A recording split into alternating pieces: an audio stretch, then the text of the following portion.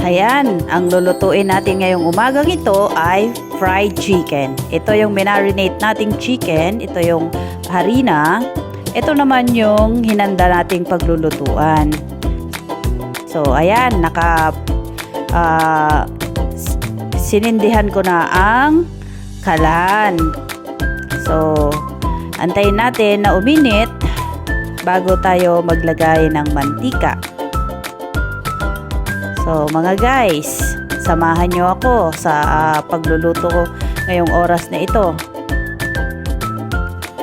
Ayan, tignan natin kung pwede nang lagyan ng mantika.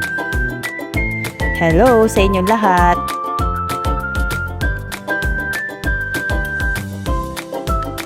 Hello sa inyong lahat. Mga kababayan, mga kapatid. Ayan, maglalagay na tayo ng mantika. So, hintayin muna natin na uminit ito bago natin lagay yung chicken na ating priprituhin. So, ayan, hihintayin na lang natin na uminit muna. Kasi hindi rin po maganda pagka inilagay natin kaagad yung chicken na hindi pa mainit yung ating mantika. So, ayan, lalagyan na natin ng harina ang ating prepare na chicken. Babalutin natin siya ng harina bago natin siya prituhin. Habang hinihintay natin ang mantika na uminit, ayan, tignan natin. Flashback. Hindi rin po maganda pagka inilagay natin kaagad yung chicken na hindi pa mainit yung ating mantika. End of flashback. Nako, hindi pa pwede. Hindi pa mainit masyado. So, excited lang. So, balik natin. Lagyan natin ulit ng harina. So, yung iba, lalagyan na rin natin ng harina para pagka mainit na yung ating mantika, ay sunod-sunod na lang natin ilalagay sa isasalang. So, ayan, sige, lagyan natin, balutin natin ng harina na maigi yung ating mantika, ay ng ating chicken pala. So, malapit-lapit nang uminit ang ating mantika para tayo ay magsalang na. Siguradong nagugutom na si ate. Paborito yan ni ate, ang fried chicken.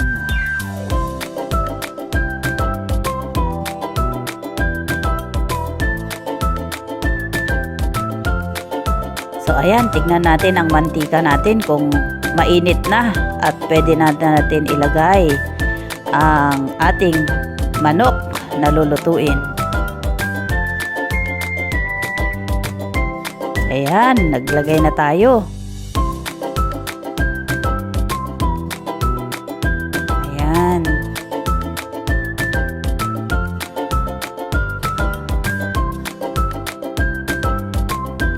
Ayan. Sige, dagdagan pa. Medyo maliit itong ating kawali, kaya hanggang 5 lang. 5 lang. Hold up. Wait a minute.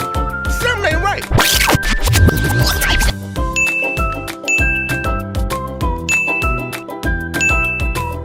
5 lang nagkasya rito. So, isusunod na lang natin ulit yung iba.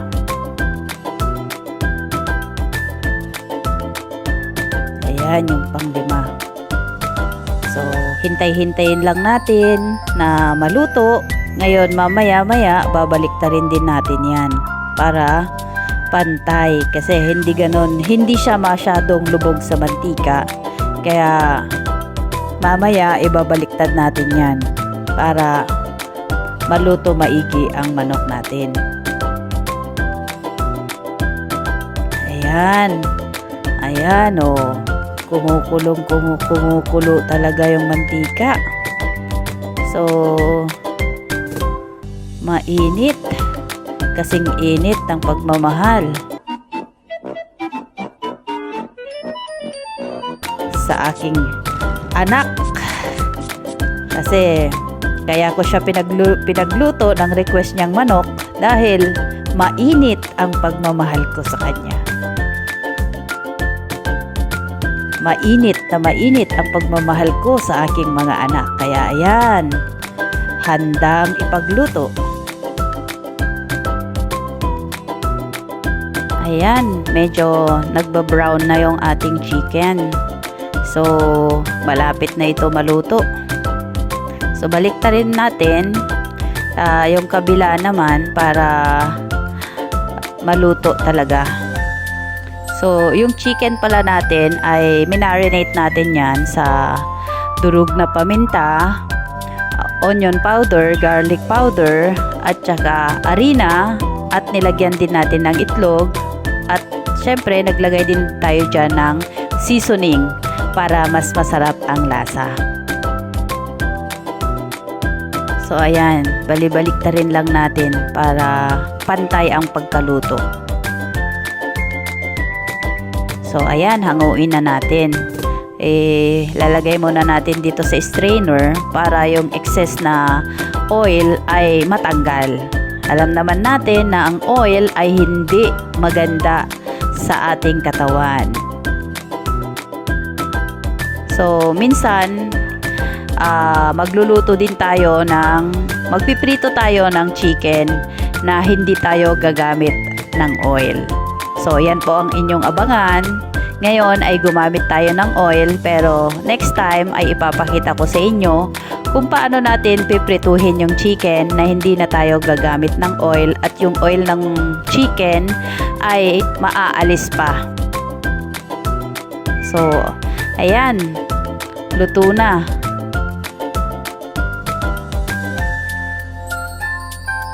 Ayan. So, ito, ready to eat na. Ayan, dahil wala pa si ate, so ako muna ang kakain.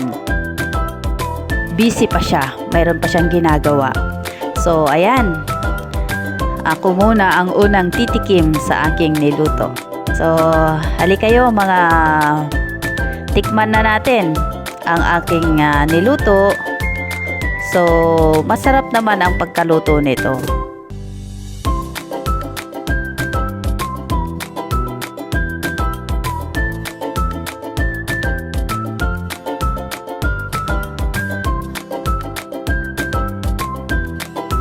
Titikman na natin.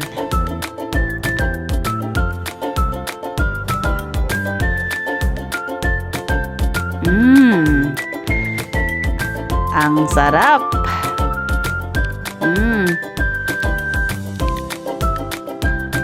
Tuwang-tuwa. Ayan, take 2. Ayan. Mukhang gutom na gutom. Ayan, ang sarap, ma-juicy.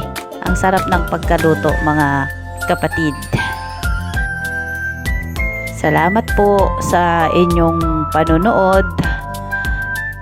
God bless po sa inyong lahat. Lagi pong mag-ingat dahil sobrang init po ang panahon ngayon. Uminom po tayo ng maraming tubig para hindi po tayo ma-dehydrate. Salamat po sa inyong panonood. Paki-like and share na lang po. God bless everyone.